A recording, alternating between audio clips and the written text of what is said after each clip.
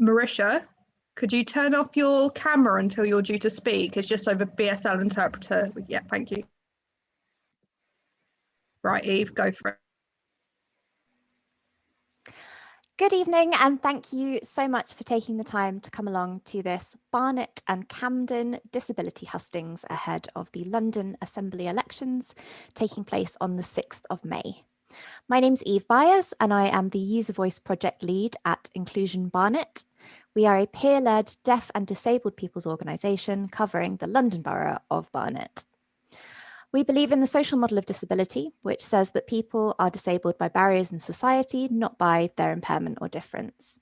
We include in our definition of disability anyone who faces these barriers, including but not limited to people with mental health issues, sensory impairments, and those who are neurodivergent.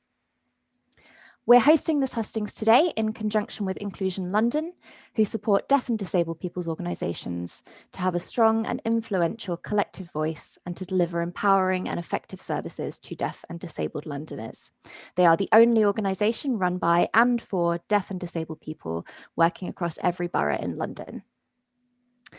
Hustings is a non-partisan event, meaning that it does not advocate for any particular candidate or party, but rather brings together candidates in order to enable voters to hear their views and policies on key issues. In order to remain fair, we will give each candidate the chance to speak in rotating order, beginning alphabetically by party name. Today's hustings will finish at 7:30 p.m. promptly, with a short 5 to 10 minute break as time allows, planned at 6:45 p.m.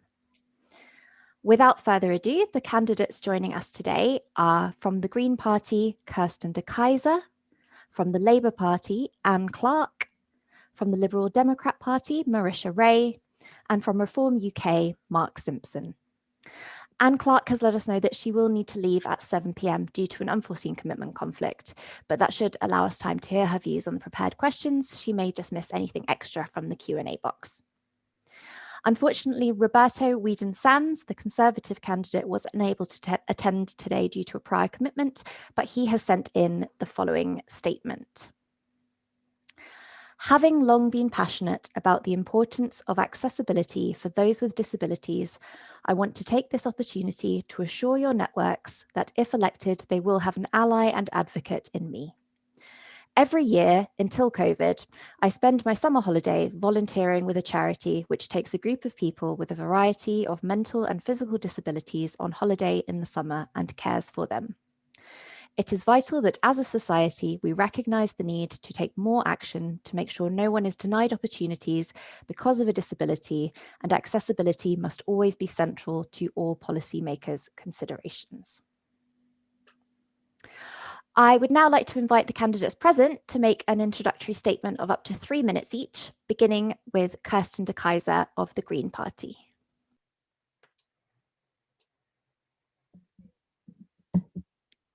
Thank you very much. Good evening, everyone. I'm Kirsten de Kaiser. Thanks to Inclusion London and Inclusion Barnet for hosting this hustings, and for everyone for tuning in. So a bit about me.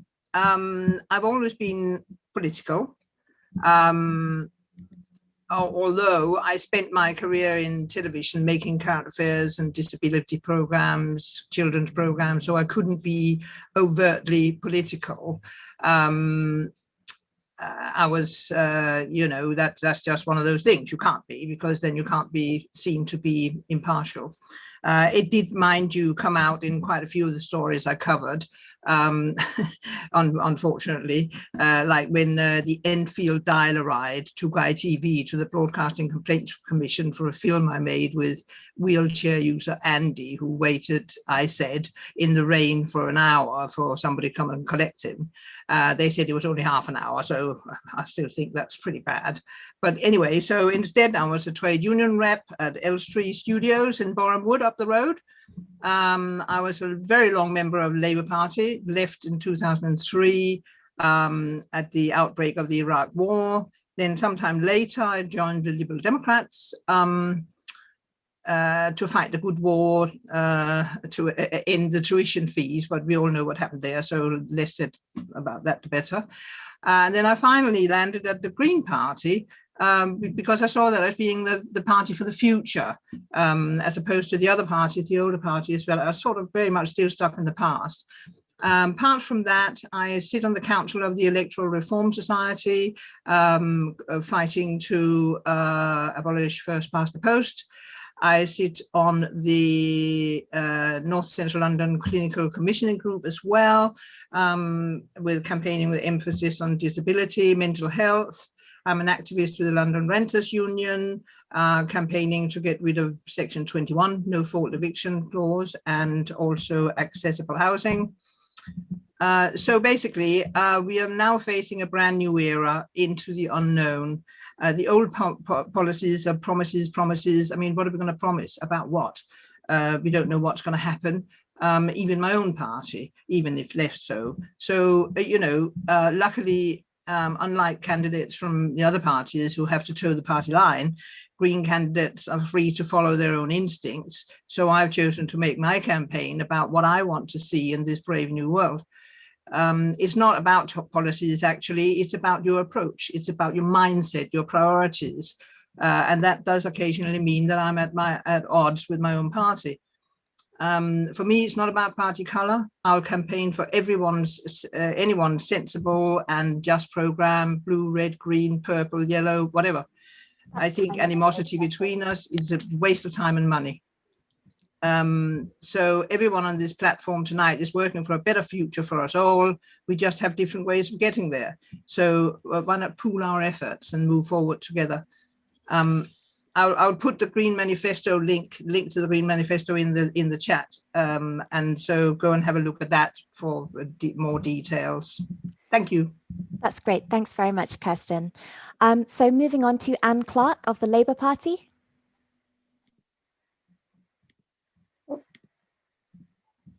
Okay, am I on screen now? Oh yeah, hello, good evening. Thank you for inviting me today, and thank you to Inclusion for organising this event this evening. My name is Anne Clarke. I'm a councillor in Barnet's Childs Hill ward, which includes both Cricklewood and Golders Green town centres. It's also the ward that's on the border of Camden and Barnet.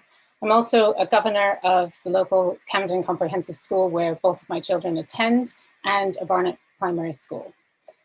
I'm active in town centre improvement work and a trustee of a local green space where I spend a lot of time. I'm also on the Welsh Harp Joint Consultative Committee, which is a site of special scientific interest and a nature preserve and waterway in Barnet, and it straddles the Brent border.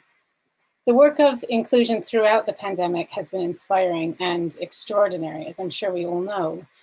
As we come out of lockdown and start recovering from the pandemic, it's so important that we don't simply aspire to be back where we were, as where we were left so many people behind. I really look forward to answering your questions tonight and to listening to your concerns. Regrettably, as noted, I have an urgent meeting at 7 p.m, but I'll leave my email address in the chat, and I'm always happy to take questions, whether or not at a hustings. I look forward to hearing from you and from learning how we can work together, both in my role as a Barnet councillor and if I am elected as an assembly member. Thank you. Thank you very much, Anne. Moving next to Marisha Ray of the Liberal Democrats. Good evening. Can you hear me all right? Yep. Or see me and the interpreter. My name is Marisha Ray, and I'm from North London. I'm a candidate in Barnet and Camden for the London Assembly constituency. And this is my third time as a London Assembly candidate for the Liberal Democrats. I've been a candidate for the whole of London twice, and I know that you are also drawn from the whole of London. And I would like to thank Inclusion London for giving me this opportunity. I realise that Inclusion London, through the 70 organisations it works with, reaches out to 70,000 people. So thank you very much for joining us from all over London. And I have been a candidate for the whole of London twice. I'm a former member of an NHS Trust Board for a hospital and community health services in North London, and I had responsibility on that board as a non-executive for equalities. And it was in one of the areas with the highest density of people with disabilities of various sorts. So that was a particularly good experience for working on behalf of people with disabilities. In addition, I was prior to that a chair of a health scrutiny committee for a North London borough, which was under Liberal Democrat administration. And I led an inquiry into stroke services from the point of view of the person who had suffered the stroke and who was recovering from it. And there were many issues to be dealt with, including issues of emotional and mental health. And I very strongly subscribed to the social model that Eve referred to in her introduction just now. And I'm very glad to hear that the 70,000 of you also subscribe to that model. I was also a member of the 5 London Boroughs Regional Health Scrutiny Committee and have looked into a wide range of health matters through that. Formerly, I was a Liberal Democrat councillor. I worked on improving community safety in one of our higher crime areas in North London. And I've worked on all local government services, including services for people with disabilities. And in fact, people with disabilities need every service. So my role was to ensure that every service was fit for people with disabilities, subscribing to that social model which Eve has spoken about. I'm also a former governor of primary schools, a secondary school, a university, and a school hospital class, where young people have perhaps been temporarily or permanently suffering from disabilities or are new to a disability. Our manifesto, which I will attempt to put in the chat as well, focuses on jobs, homes, and clean air, and we will work to create all of these for everyone in London, particularly including and focusing on people who are disabled. It is often the case that if a service is properly provided for people who might have some difficulties accessing it, then it will be fit for everyone else. But if it is fit for everyone else, then it's not necessarily fit for people who have impaired access to it. Thank you very much. Thanks very much, Marisha. Thank you all very, oh, I'm so sorry. No, we have one more candidate still. Mark Simpson from Reform UK. I'm so sorry. That's quite all right, no worries. Am I okay to begin? Okay, so first of all, I'd like to wish everyone a very good evening. I'd like to thank Inclusion Barnet for organising this event. I think it's really great to be able to come together and talk about such important issues, real issues that have real implications for the constituents of Barnet, not just Barnet, all of London. I'd like to thank the participants, all of you that have decided to come and listen to us this evening. Hopefully you find what we have to say insightful and useful in deciding who you want to represent you in the next London Assembly. I would also like to thank the other candidates, Kirsten and Anne. We've exchanged a couple of brief messages on Twitter. Everything sounds positive. Unfortunately, the Liberal Democrat candidate blocked me, so I can't comment on any interactions there. What I would like to say first is a bit of an introduction about myself. This is actually my first, I'm relatively new to London. In the previous 7 years, I was working abroad in Asia. I was teaching in various international schools.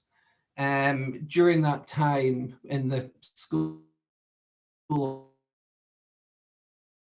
holidays, I was able to give my time to volunteering, and they're filled with children who have disabilities, because the way the system is over there, there's very little support for families with disabled children. So it's really something I feel passionate about. So now I've, like I said, new to London. I'm currently doing a master's degree.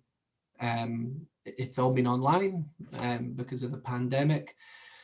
So it's been a slow introduction for me and for London. And as to why I'm standing because I feel the established parties, Labour, the Conservatives, the Lib Dems, they've represented London for years, and yet the same problems remain.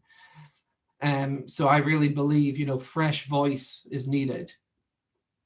As a party, Reform UK has a positive message for London. On the day that we heard that there were just 2 COVID deaths in England, we really feel that we need to get opening up sooner. This week we also learned that there were, or last week perhaps, there are now 4.5 million people waiting for NHS surgery.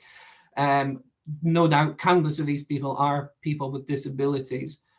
We simply have to open up, and the lockdown and the restrictions are now causing more damage than they are actually. They're causing more damage and they're doing good. So that's all I'd like to say, and I'm looking forward to answering the questions as we go along. Thank you. Thanks very much, Mark. And thank you all very much for your introductions. We will now move on to questions prepared in advance, after which there will be some time to put forward questions from the Q&A box. We have allocated 90 seconds per candidate per question, which I appreciate is quite tight. If things are running over, I may gently interrupt, as I have done at the end of some of the introductions, in order just to move things along, which I'm really sorry for. So, first question. How do you plan to advance the rights of disabled people in London? And I'd like to come to Anne first. Thanks for that, Eve. I think the most important thing is to start from a point of listening, and listening to people with lived experiences of being deaf and disabled. As a counsellor, I spend a lot of time doing this. And I think as politicians, we need to do much more to engage and work with deaf and disabled people to help shape a more inclusive and accessible environment for all people.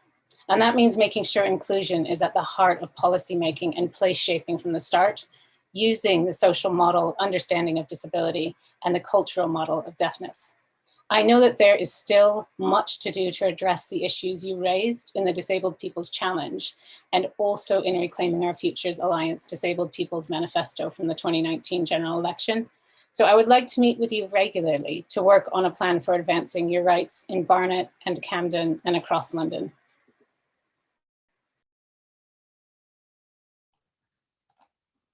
Very concise. Thanks very much, Anne. And moving next to Marisha. Thank you. Well, first of all, disabled people must be involved in every decision that is made, and that involves proper consultation in advance. One of the important, I work very closely with the Liberal Democrat team who are elected, and I'm already working very closely with that team and have been in the years since I first stood as a London Assembly candidate.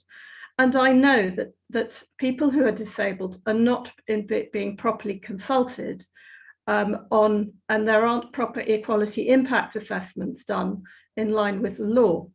And that simply needs to start happening. And it has not happened over the last year under the Labour mayor. It must happen now. And the first thing that I would do if elected is hold the Labour mayor to account ceaselessly to ensure that you were properly represented, properly consulted, and that no decision was made without you. At the moment, the Labour mayor is making decisions without you. He must be held to account. And that is not the right way for London to be run. It must change now. Thank you very much. Thanks very much, Marisha. Moving next to Mark.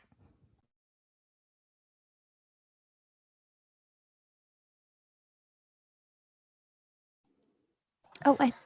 Yes, sorry, yes, I forgot. Yes. I would like to echo some of what's been said. I think really listening to disabled people is really what we need to do. I think it's very easy for all of the candidates here sitting saying, we'll do this, but actually what I think it comes down to is listening to the real concerns of what disabled people have and how they want us to deal with them. Because it's all very well, you know, us having these ideas, but actually I think the solutions come from the disabled community themselves. And I say this as someone that has experience of disability in my family. There's several members of my family suffer from multiple sclerosis. So I've seen, you know, firsthand, you know, really the awful consequences of it. And on a personal level, for me, when I was staying with them and visiting them, what I learned was it's important to listen. It's important, you know, disabled people want to be independent. Disabled people don't want they don't want us, you know, this hand holding. They want to be able to live an independent life. So I think it's very important for disabled people to make sure that they get fair and equal treatment at every opportunity, and ensuring that the rights of disabled people are upheld throughout London. Thank you very much, Mark. Moving on to the next question, which is, what would you do to make more suitable housing available? I haven't actually. Oh, I'm so sorry, Kirsten. I do apologize. Okay. I'm very, very sorry. Please go ahead. No problem. No problem. I can't actually access my camera because I think you have to access my camera. Should I just start speaking? It should be working. I'll get someone to look into that in the background. If you don't mind going ahead for the time being, yeah, I'll get someone to look at that. I will just talk. Okay, then. The rights of disabled people should be identical to rights for anyone else. Discrimination and rights violations are not only a disability issue, it is also a social justice issue. I mean, like, would a disabled multimillionaire, hold on, what? I asked you to start your video. Okay, start my video. Yeah, can you see it now? We can, yes. Yes. Okay. So would a disabled multimillionaire banker, for instance, face the same discrimination as a disabled waitress? I sort of very much doubt it. There is a huge divide between economic classes in London, and it's getting bigger all the time. I mean, as Greens, we will seek to appoint a disability equality policy advisor and create a new forum for London's deaf and disabled people's organisations to feed into policy development, particularly on housing, crime and transport. We categorically oppose any restrictions on protests, for instance, and the Green Party has a long tradition of activism speaking out against injustice, and we greatly value the freedom to protest, and that obviously includes disabled people. As the landscape of protests changes, we are reviewing how protests are policed, and our review on policing protests includes working with disabled activists to see how they are being dealt with when they are arrested, for instance. So and we'll create new guidance and standards for how police facilitate disabled people's right to protest and how disabled people are treated on arrest. Thank you. Thank you very much, Kirsten, and apologies both for my getting mixed up there and for us having issues with your camera. No problem. So moving now on to the next question. What would you do to make more suitable housing available for disabled people? And we'll come first this time to Marisha.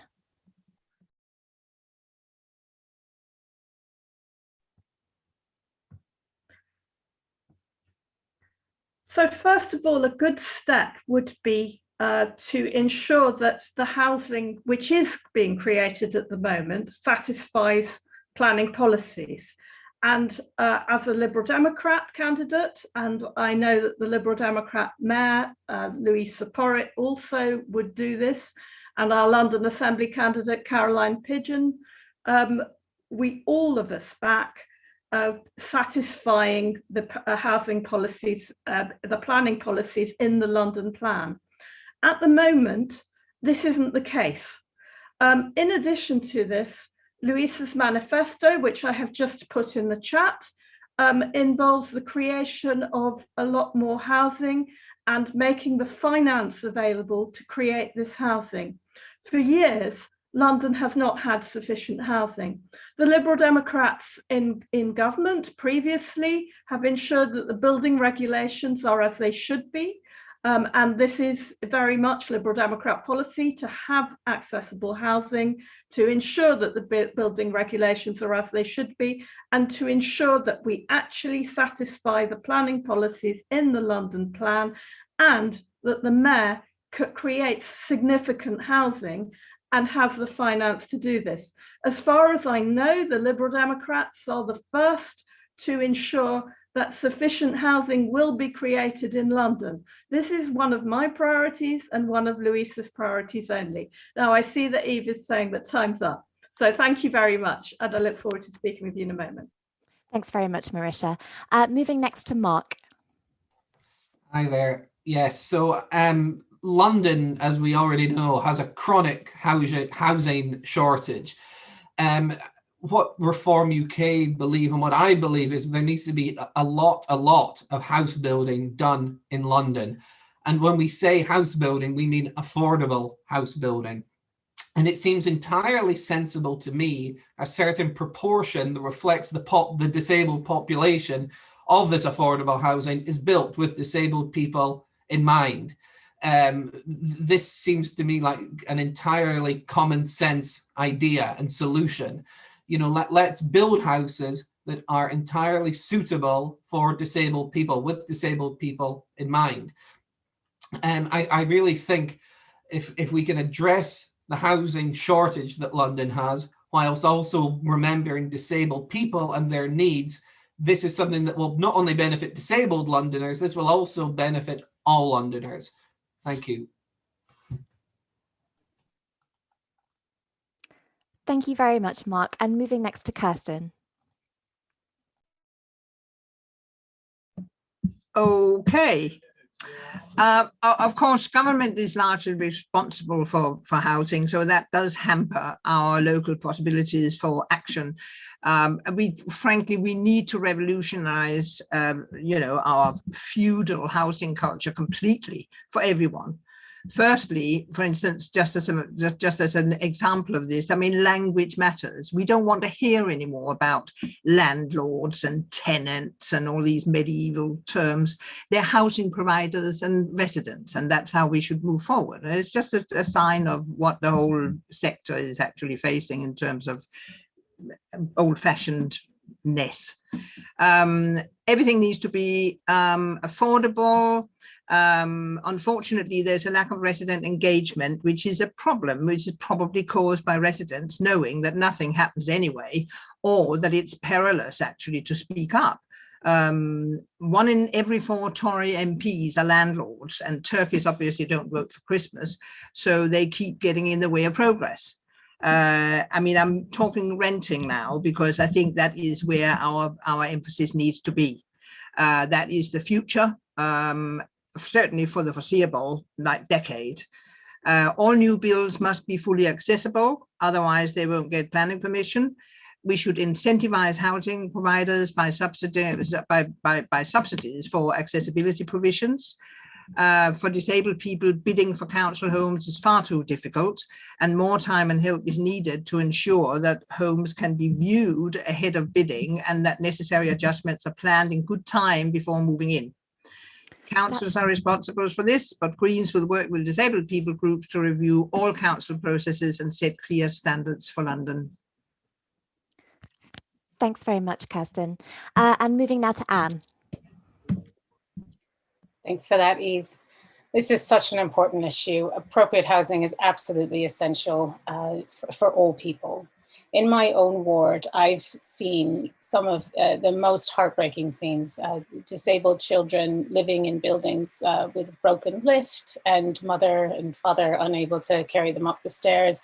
Absolutely horrendous overcrowding, and oftentimes somebody involved in those households has a disability. I've worked very hard with these families to have them rehomed properly, but we simply don't have enough council housing. And And further, there is simply not enough housing in London, but even more so for those needing adapted or purpose-built homes. There are 3 things that Sadiq Khan has already done on housing specifically for deaf and disabled people. He's helped Londoners locate accessible housing with a tool that helps people find where accessible housing and specialist housing is being built. He is championing accessible housing standards and has called for accessibility standards for new homes to be raised nationally in line with London policy. And Sadiq has allocated £100 million of funding for specialist homes for older and disabled Londoners. He's further making commitments around, in his new London plan, there's further commitments around housing for deaf and disabled people. In this plan, at least 10% of homes must be wheelchair accessible. But I think what is really key here, again, is listening to the needs and ensuring that we do have the housing we need for Londoners. Thank you.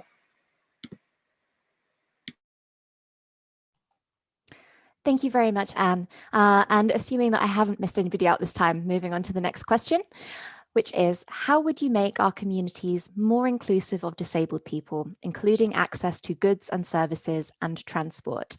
And I'd like to come first this time to Mark, please. Hello, yes, thank you. The first thing I would like to say on this issue is one way that we're not going to improve the levels of inclusivity for disabled people is by the low traffic neighborhoods, something that all the other parties represented in this hustings agree with. I was reading an article just the other day about a disabled lady in Lambeth who now faces, I think her journey to hospital has increased by 4 or 5 times compared to what it used to be. And she's now taking the local authority to court over this. You know, quite simply, these policies that have been introduced, they don't take into account the effect they have on disabled people, as this lawsuit against Lambeth Council shows. What we need to do is we need to make sure that disabled people have the confidence to go out and be normal, perfectly normal members of society. We need to make sure that everything's fair for them, everything is accessible. And one thing that the London Assembly and the Mayor can influence is the transport. I think, you know, we need to keep on working to make sure that the tube and the buses are as disabled friendly as possible. I know the tube has a long way to go. I know it's improved, but certainly I would say there's a long way to go. And I can see Eve, so I will leave it there. Thanks very much, Mark. Moving next to Kirsten. Okay. Again, this is a question of basic attitude. If it's accessible to non-disabled people, it should be accessible to disabled people. If not, we need to make it accessible. COVID showed us what's possible when the house is on fire. So let's get on with it. All businesses in London must be supported to ensure they provide access for disabled staff, suppliers and customers, and have appropriate facilities in place. All transport must be fully accessible, as everybody else has said, no excuses. Funded assistance must be available 24/7 to accompany or sign or whatever. And it could even be in the shape of a mobile phone service like BeMyEyes.com, which is a fantastic service. Shuttle services should be available to get people to accessible stations if they're not near one, until all stations are accessible. We need to protect the Disabled Companion Freedom Pass, definitely. We'll commit funds to the London Access Forum to make public transport, including on the stations, fully accessible. I would like to see free mobiles and Wi-Fi as part of the disability package. And another campaign that's been running, green campaign, is free loos throughout London, and, you know, subsidize pubs, cafes, shops, etc. with tax breaks to provide free accessible toilets. On buses, I'd like to see more space for wheelchairs, because there's fewer passengers now on the buses post-COVID. So let's have a few more wheelchair accessible spots, and I'll leave it there. Thank you. Thanks very much, Kirsten. Anne next, please. Thank you, Eve. Independent living should absolutely be the standard of well-being for all. And that means recognizing unmet need and requiring central and local government to do all in their power to secure the resources to minimize, if not eliminate, unmet needs. One of the things that Barnet Labour councillors have been working on is enshrining the UN definition of independent living at the heart of social care services in Barnet. And this is in particular assessments for adult social care.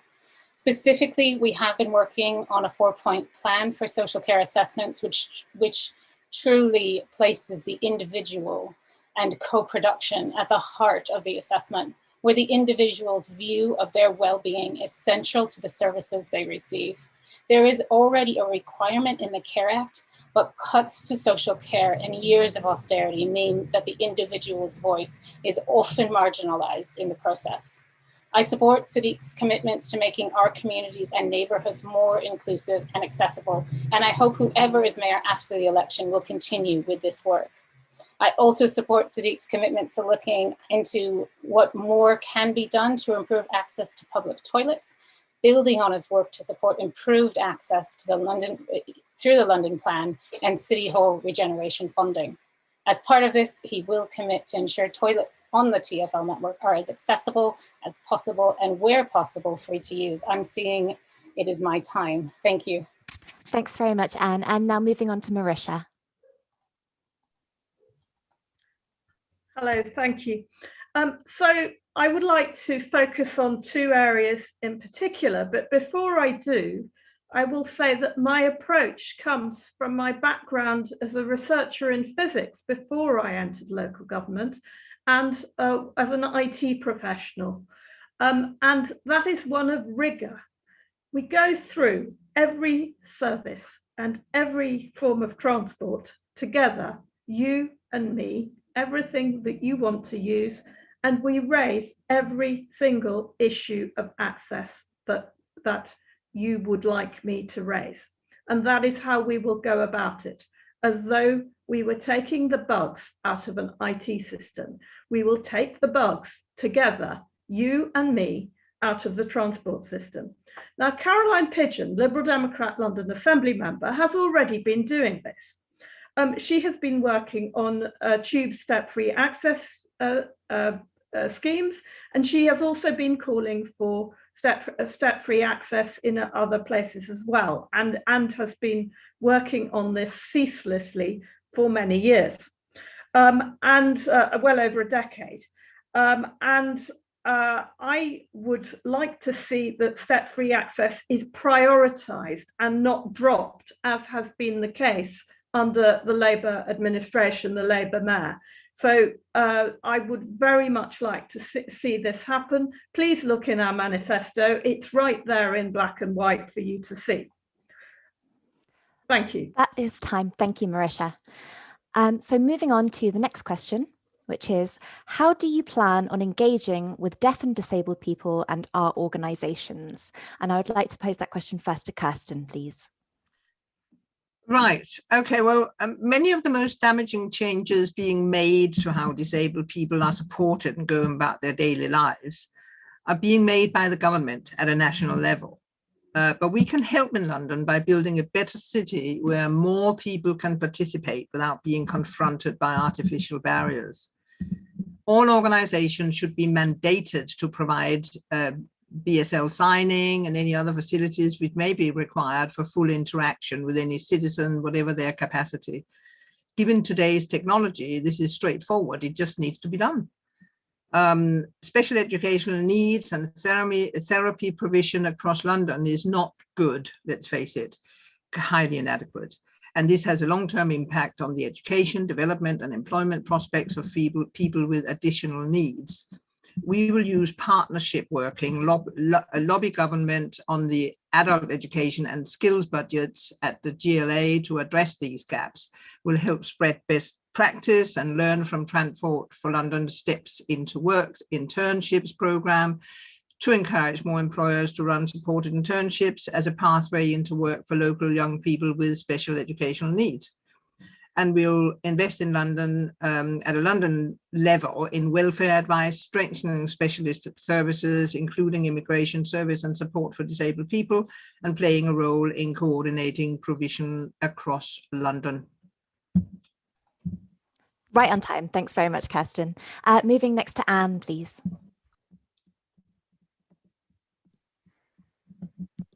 Thank you, Eve. I think this is a very simple answer. I mean, how do I plan on engaging with deaf and disabled people and your organizations? I mean, I absolutely commit to meeting with deaf and disabled people regularly and listening to ideas and hearing your experiences. I think it's always important, not just in politics, but in life, to you know, meet with people where they're found. I don't believe in groups that are difficult to connect with or difficult to contact. I think, you know, right across the board, it's, you know, if you have groups of people that aren't at the table, my first question is why? And I think it's absolutely about meeting with you regularly, meeting with other groups regularly. One of the sort of the more niche groups that I've been meeting with is a group of people called the Deaf Rave, who arrange music experience for young deaf people. And I very much look forward to resuming our conversation as we come out of lockdown. But you know, simply it's about listening and engaging and working together and co-producing. So thank you.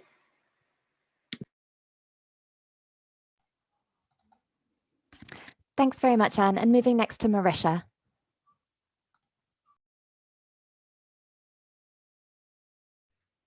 So the best start, the very best start would be consulting before decisions are made, just as one would with everybody. But it is particularly important, given the diversity of disability, to consult very thoroughly with people who are suffering from disabilities. It is so easy to talk about disability as though it is one thing.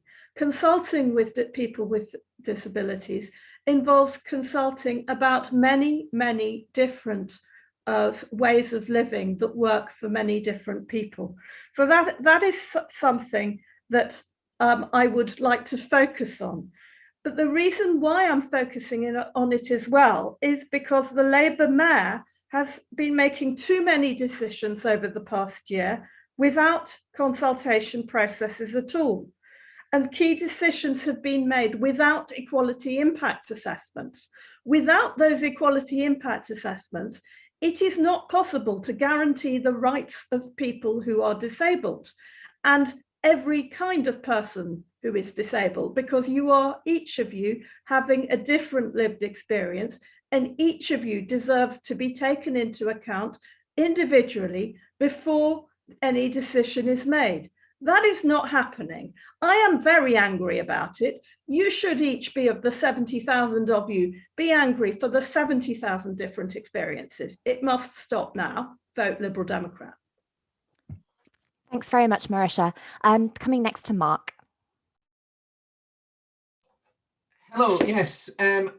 How to engage with deaf and disabled people and your organizations, that I think is actually a very simple thing to do. We need to listen. We need to reach out to you. I don't really want to give a non-answer to this question, but really it is about us listening. You know, what are your concerns? What would you like us to do? What do we not do that we should do? Because I'm sure there's a lot, you know, we all have good intentions at heart, but that doesn't necessarily mean we always get it right. So for this question, I think actually the answer is simple. We listen, we ask you, we listen, and we take on board what you say. Because ultimately, who knows what's best for deaf and disabled people is deaf and disabled people. So if I was elected, or if other Reform UK Assembly members are elected, we will put that at the heart of how we interact with deaf and disabled people. Thank you very much, Mark. That brings us up to our planned break. We haven't made it to a 10-minute break, unfortunately, so it will be 5.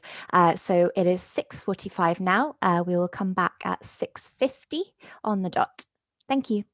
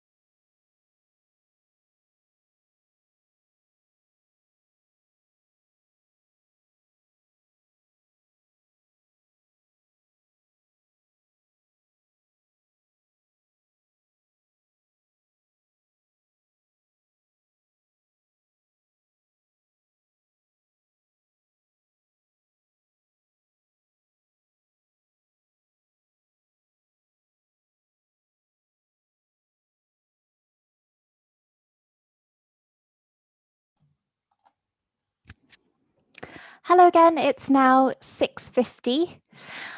So we are going to carry on with some more questions. The first one being, disability hate crime has massively risen during the pandemic. What services and support will you lobby the Mayor to put in place to tackle hate crime and support disabled victims of hate crime? And we'll come first to Anne.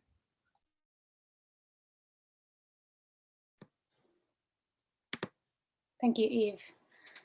You know, despite the increase in reported incidents, disability hate crime is still underreported, just as it is with cases against violence against women and girls.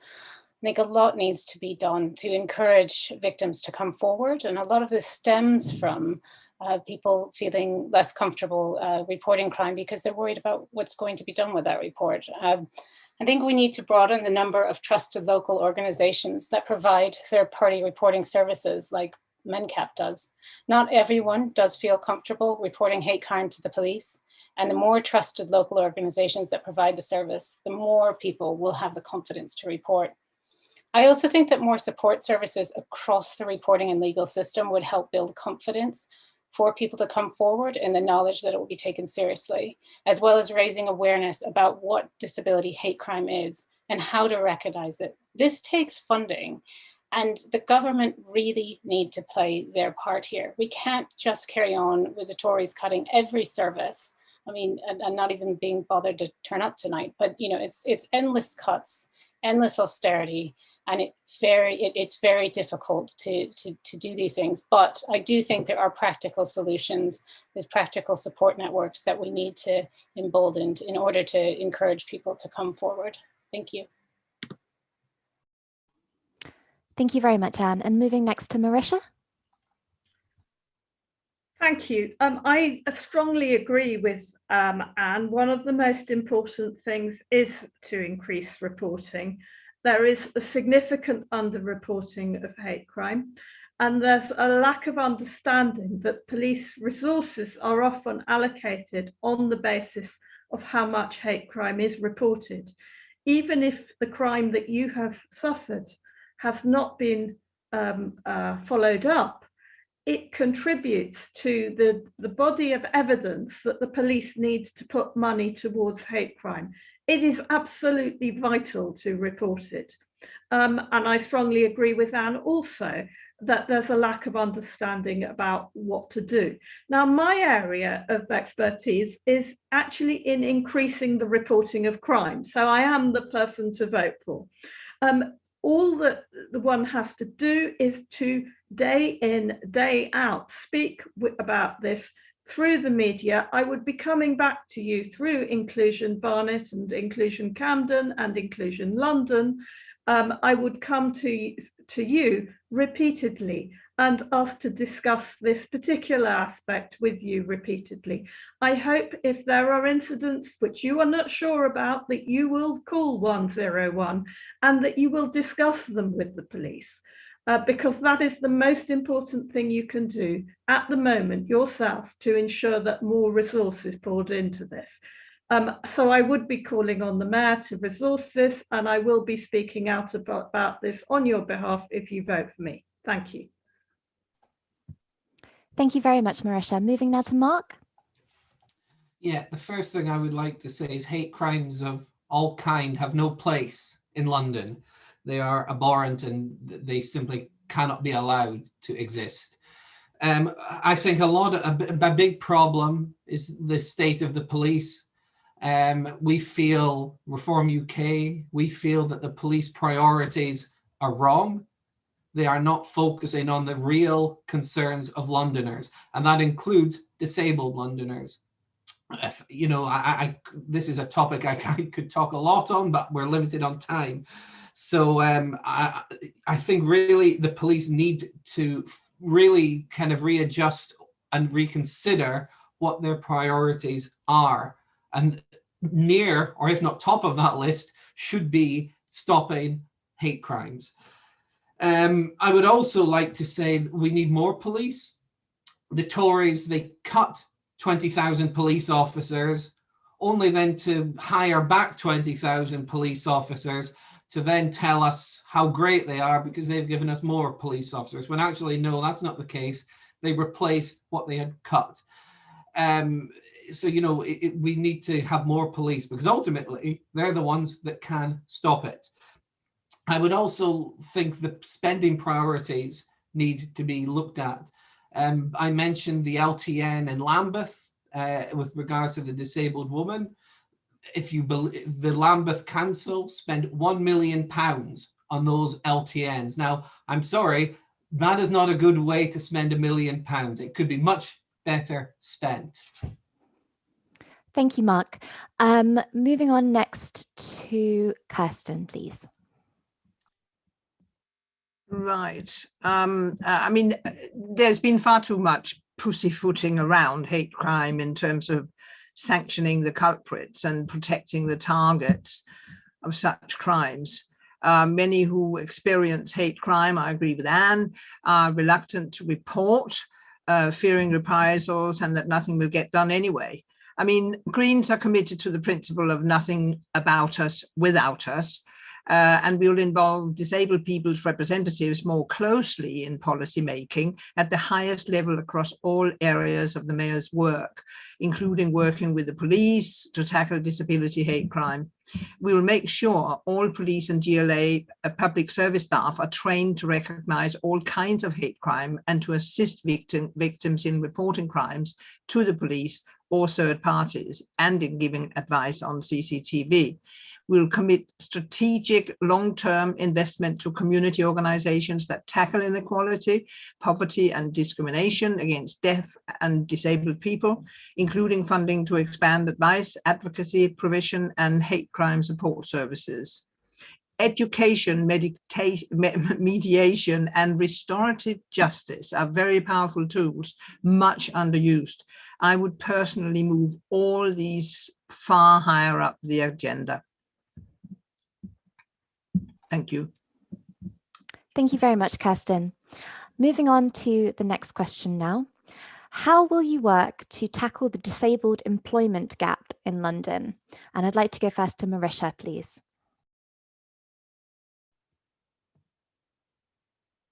There's a lot to say on this question. First of all, I will recap.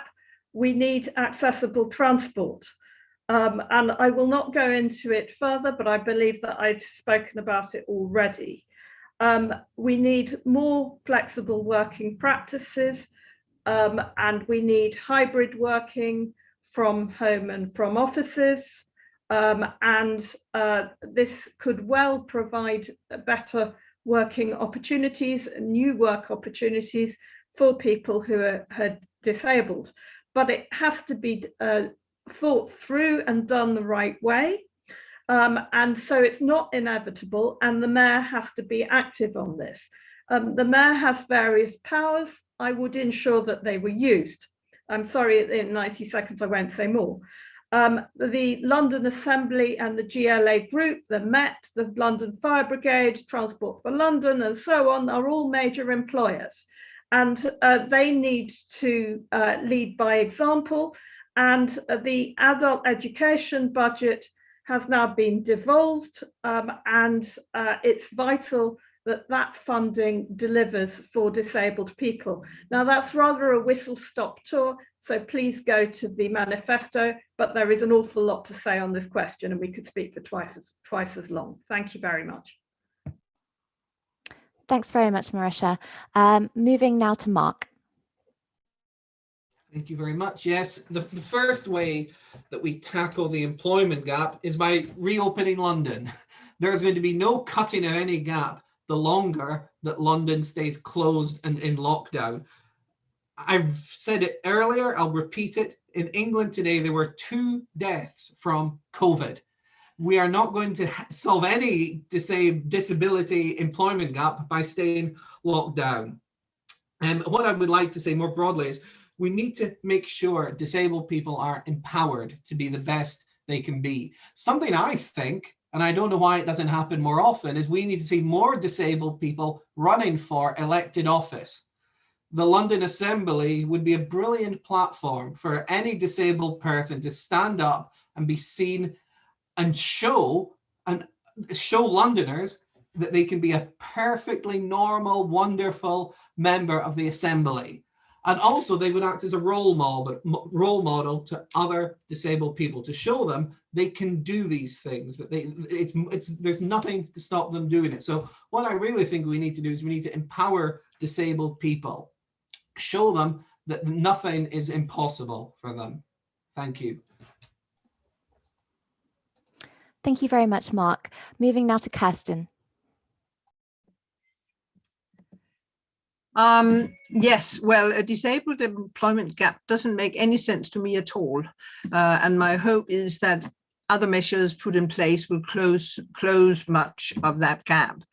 But in the meantime, we will do more to ensure that apprenticeships and other initiatives for skills and employment for people with qualifications and experience are tailored to help disabled people achieve their potential, and that the access to work scheme is promoted to employers. We'll include more policies aimed at improving access in the good work standard for employers and ensure that all service providers working on behalf of the GLA demonstrate a track record of providing accessible and inclusive services and employing people with disabilities. We'll also set a goal to eliminate pay gaps for disabled Londoners in all GLA organizations by 2024, and to extend the monitoring and publication of these pay gaps to all organizations benefiting from GLA contracts. We'll campaign to create more opportunities for disabled Londoners to enter work. To achieve this, we will fund and support improved and flexible training and career advice for these citizens. Thanks. Thank you very much, Kirsten. And then moving finally to Anne. Thank you very much, Eve. And this will be my last question, unfortunately, because I do have to go, as much though I would love to stay. You know, what is very clear is that it's inflexible workplaces and inflexible employers that are at fault here. It's not disabled or deaf people, and it needs to be fixed. A healthy workplace, an exciting, vibrant workplace, is one that reflects London. And, you know, whilst we all know the growth of remote working has helped some people with flexibility, overwhelmingly the economic crisis and lockdown restrictions have worsened disabled Londoners' experiences of work.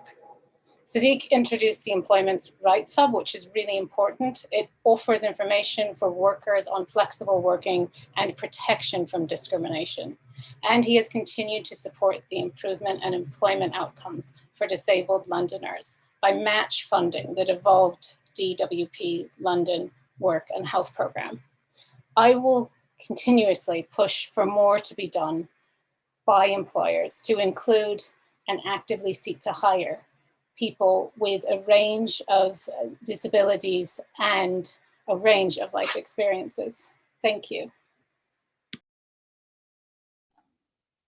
Thank you very much, Anne, and thank you for being here with us today for as long as you were able to. We really appreciate it.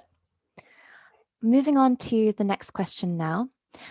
In which ways should London's COVID recovery plans be made more disability inclusive? Sorry, be made disability inclusive. We'll go first to Mark, please. Yes, hello, thank you. The first thing I want to say on this issue is vaccine passports cannot be allowed to happen. There are various reasons why disabled people are unable to get vaccines. If vaccine passports are made compulsory, that is going to disproportionately affect disabled people. Reform UK are strongly against vaccine passports. They cannot be allowed to come in. They will affect the disabled disproportionately, like I've said. A second point I want to make is our deputy leader, Dr. David Bull, is above me on the London-wide list. He is a medical doctor. He understands very well the problems and the issues disabled people face. Having Dr. David Bull in the London Assembly would really put, you know, would really raise the importance of disabled issues in the London Assembly. I know David personally. He's a great guy, and he really strongly believes in helping and promoting disabled people's rights.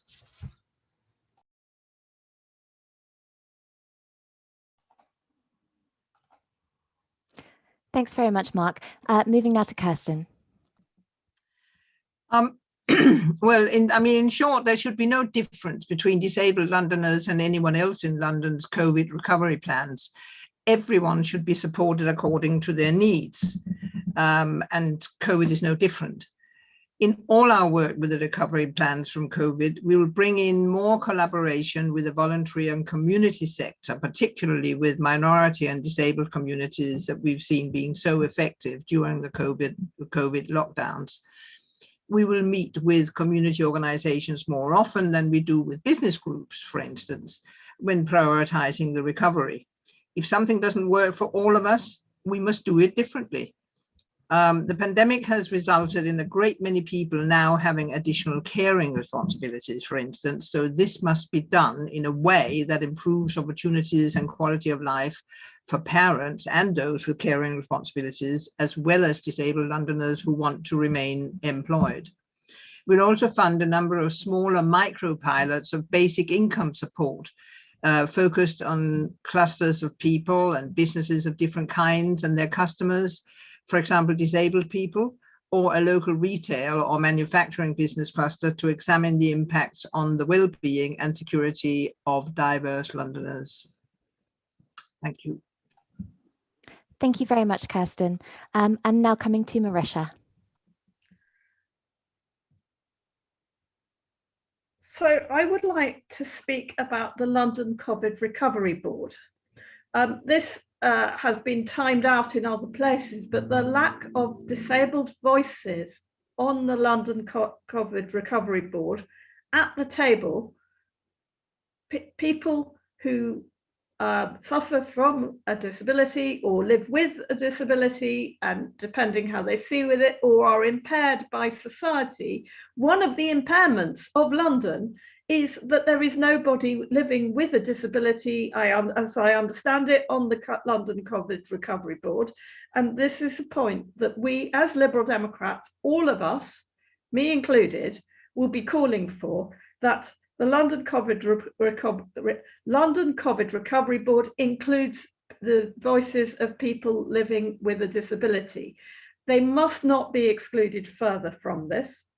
And it is essential that we have proper consultation processes with the people who are living with disabilities, yourselves, and it is essential that we speak with you, and it is essential that you are formally involved in every decision and that equality impact assessments take place. We have the right processes. Why is the London Assembly, the Mayor in particular, why is the Mayor not adhering to them?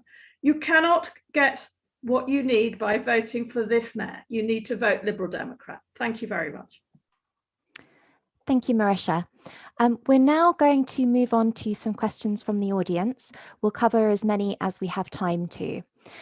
So I'm going to read them out one at a time and then hopefully come to people in the right order. Do excuse me if I get anything mixed up. So, last year saw an EHRC report on one specific party with regards to how allegations of anti-Semitism were handled. Other political parties are engaging in investigations of their own with regard to anti-Semitism, Islamophobia, homophobia, and transphobia, amongst others. How will you make sure that London, its institutions and political parties and representatives stay clear of hate of any form, and that all suspected offences are fully investigated and, if judged to be correct, dealt with without delay? Coming first to Kirsten, please.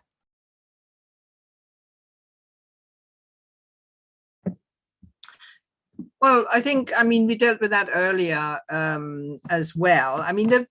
The thing is, we need a complete kind of change of culture here. And much of that rests in the education. I'm talking education from like tiny kids onwards. That there is unfortunately a real poison that's creeping through society. And we need to be massively vigilant. Be out there educating people, being out there educating people in clubs, in workplaces, in schools, absolutely everywhere. That's key to coming through this crisis, which it is, a major crisis.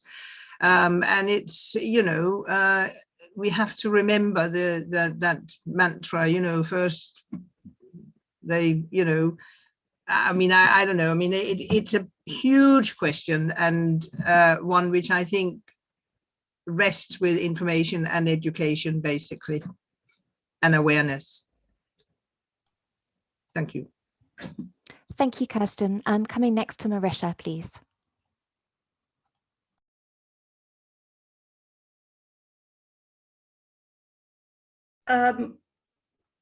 It is very important indeed to make sure that we listen to all disabled voices, and not only that we listen, but that we take action.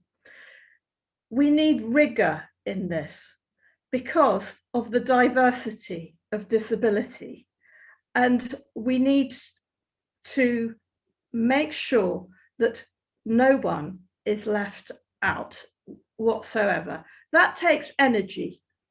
And as far as the raising of issues, of individual issues, it is important, as far as possible, not to omit to raise any issue that needed to be raised. If someone is unhappy, uncomfortable, unsure whether they've been unfairly treated, if in doubt, raise the issue. Never suppress it, never delay it, always raise it. And it is important that in responding to the issue, we learn and that we are proportionate in our action as well. Thank you, Marisha. Coming now to Mark. Hello, yes. Unfortunately, I lost the connection for a little bit of when you were reading out the question. I'll try and answer best I can. Would you like to repeat it? If you could. Yeah, of course, no problem. So, last year saw an EHRC report on one specific party with regards to how allegations of anti-Semitism were handled. Other political parties are engaging in investigations of their own with regard to anti-Semitism, Islamophobia, homophobia, and transphobia, amongst others. How will you make sure that London, its institutions and political parties and representatives stay clear of hate of any form, and that all suspected offences are fully investigated and, if judged to be correct, dealt with without delay? Yeah, okay, thank you. Yeah, so how can we make sure London, you know, stays clear of hate? Simply, where hate arises, we speak out against it. Hate and racism and anti-Semitism, all forms need to be spoken against, and they need to be spoken against in the strongest possible terms. I think this is quite a similar question one we've already answered, but my answer would be yes, to speak out against it. Make sure I know something that could work, you know, kind of confidential reporting, you know, so there's to give people the opportunity to come forward and make complaints anonymously, so they can then be investigated. Thank you.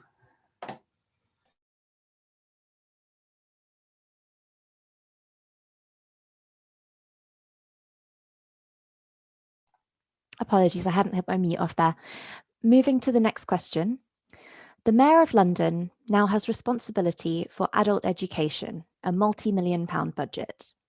What are your plans for developing a fully inclusive adult education service that is inclusive of disabled adults within London? Coming to Marisha first this time, please.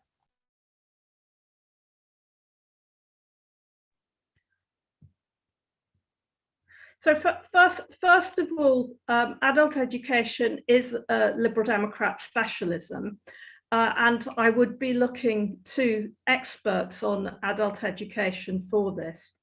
In addition, the Liberal Democrat manifesto has particular provision also for apprenticeships and for creating many jobs fast.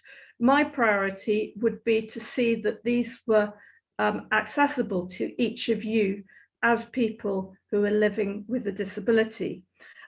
It is important to look at all aspects, particularly transport, particularly the buildings in which education it takes place, and particularly the training and awareness of people who are delivering education, and the need for flexibility in employment to which people might progress from the education, and the need for flexibility in the delivery of that education itself. So these are key issues when we're looking at adult education. There is also a need to look at which industries you wish to work in, and to work with those industries to make sure that they are aware of your needs and to facilitate communication between you. I could go on all evening about this. Thank you. Thank you, Marisha. Moving now to Mark. Yes, thank you. Yeah, so education is something I am passionate about and involved in. I am a former teacher, and I am currently doing a master's degree, and I'm an adult. So yeah, I feel like adult education is something that's close to my heart. I think what we need to do is we need to ensure, the first thing I'll say, we need to make sure that disabled people are treated no differently to their more able-bodied counterparts. There should be no difference in that. Disabled people should have exactly the same access and opportunity as other people. That's the first thing I want to say. I think it's important as well that the adult education, which is a hefty budget, I understand, is actually teaching people real skills that they can go out and use. There's so much that London needs. There's so many, as we enter this, kind of post-COVID workplace and environment and world, there's going to be the opportunity for new skills. As we go forward into, with technology, 5G is going to be coming soon. We need to be thinking, how can we not just teach disabled people the skills of today, but how can we teach disabled people the skills of tomorrow, so they have a head start for when, the jobs of tomorrow arrive. That's what I would like to see done. Thank you, Mark. And moving to Kirsten. Okay, like both Mark and Marisha, I mean, I am completely wedded to education, to lifelong education, in fact. I did an OU degree. I did a PPE degree about 5 years ago now, which was one of the most rewarding things I've ever done. OU is to the fore there, and the University of the Third Age, by the way. And of course, I mean, being originally Danish, as far as I'm concerned, education is a public good and should therefore be free to all. Nobody should have to pay to educate themselves, because they actually benefit the society around them, the community around them, by being educated. Now, obviously, technology and remote learning that we are really getting really good at now is something that will particularly benefit disabled people, because they don't necessarily have to travel. They can do it from home, and only have to travel whenever they need to, in which case all the other elements that we've talked about today kick in, with the transport and accessibility of buildings and so on and so forth. But I would say basically it should be free, and therefore disabled people should be treated exactly on a par with everybody else. There should be no difference whatsoever. Thank you. Thank you very much, Kirsten. That now brings us very close to the end of today's hustings. So I would like to invite the candidates now to make a short closing statement of up to 90 seconds, starting please with Mark.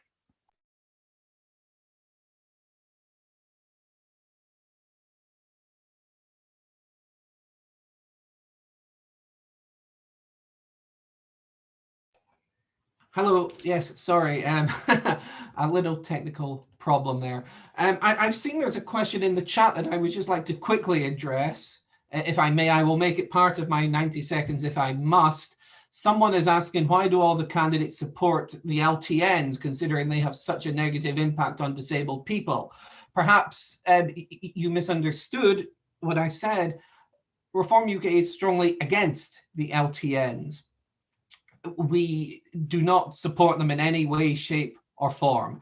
Now to get on to my closing statement, what I want to say is Reform UK are offering London a fresh voice. You can vote for Labour, you can vote for the Conservatives, you can vote for the Liberal Democrats. They will represent London in varying forms, and yet the same problems remain and continue. What London needs is fresh voice. London needs new voices. So what I'm urging you to do on May the 6th is to come out and vote for Reform UK, a party that will offer a fresh alternative, a fresh voice for London. We're a new party, we're still starting up. So what you may not have heard of us. So what I would do is to urge you to go onto our website, take a look there. If you're a resident of Barnet or Camden, I'm on Twitter, you can find me there. Happy to take questions, happy to talk more on the subject of disability, wider London issues, whatever it may be. So please vote for Reform UK on May the 6th.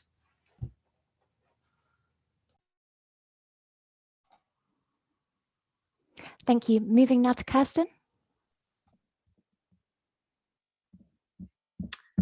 Thank you. Yes, well, we've all now heard all the usual very laudable aspirations. I mean, nobody's hardly going to turn up here tonight and say that they want to make everything worse. So promises, promises. And we've all come up with some great plans that I'd have happily back. But come May the 6th, the question we need to ask ourselves, and Mark is actually correct in that, is who do we trust? Let's be realistic. I mean, why is everything still so not working after so many years of Labour and Tory and so on and so forth? I think it's because they're all sitting in their safe seats and nobody's challenging them. There's no jeopardy. But let's be realistic. We're not going to overturn the current power structure overnight. So who will best challenge the mayor? Who will act on the public's behalf without fear or favour? I won't be in charge of London anytime soon, so I'll hitch my wagon and support whichever star shines the brightest at any one time and for any one issue, whatever the colour. That way we'll get the best of both worlds in an unknown future. So I would say vote Green. Thank you. Thank you. And last but not least, to Marisha. Thank you. So I would like to say that we need rigor, rigor, rigor. So we need to see that we have the voices of people who live with disability at the top table on the London COVID Recovery Board. We need to see people who are living with disability elected to the London Assembly, and I will work towards that as well. I personally am a survivor of hate crime. I care for someone who has reducing mobility with age and is disabled and has other complications of old age. I understand these matters personally as well. I'd like to say that I, in common with all Liberal Democrats, oppose a vaccine passport also, and I have worked on health policy for many years, and I'm aware that some people living with disability have underlying health conditions and will work hard to see that as will my colleagues, to see that all of you, if you have any underlying health conditions, these matters are taken into account when we look at public health policy for the whole of London. I will continue to speak out for you. Vote Liberal Democrat. Vote for Liberal Democrats on the 3 ballot papers. For me, Marisha Ray in Barnet and Camden. For the London Assembly list, headed by Caroline Pidgeon, and for Louisa Porritt, London mayoral candidate for the Liberal Democrats. Vote Liberal Democrat 3 times. Thank you very much. Thank you. That brings us. Sorry, may I just make a very quick correction? I previously said in the last 24 hours there had been 2 deaths from COVID in the last 24 hours. I just want to clarify I was wrong. There have been 28 deaths in the last 24 hours. So I just want to issue a correction there. But my point about the low number of deaths still stands. So yeah, sorry, I just wanted to correct that for the listeners. Thank you for the clarification. That brings us now to the end of today's event. Thank you all so much for coming, and special thanks to our Barnet and Camden constituency London Assembly candidates for taking the time out during this busy campaign period to be here today. We believe passionately in creating opportunities for disabled people to be politically aware and politically involved. So we're very grateful to you for being here, and we wish you all the best of luck with your campaigns. To our audience, please do remember to cast your in-person votes on the 6th of May, and be aware that postal votes must be with your borough council by 10 p.m. on polling day to be counted. If you do not post your ballot papers and postal voting statement in time for them to arrive by polling day, you can deliver them by hand on polling day. This can be at any polling station in your borough or at your borough's electoral registration office. Finally, there is a link in the chat box to an evaluation survey for today's event, and we would be immensely grateful if you could fill this out if you have a couple of minutes. Thank you.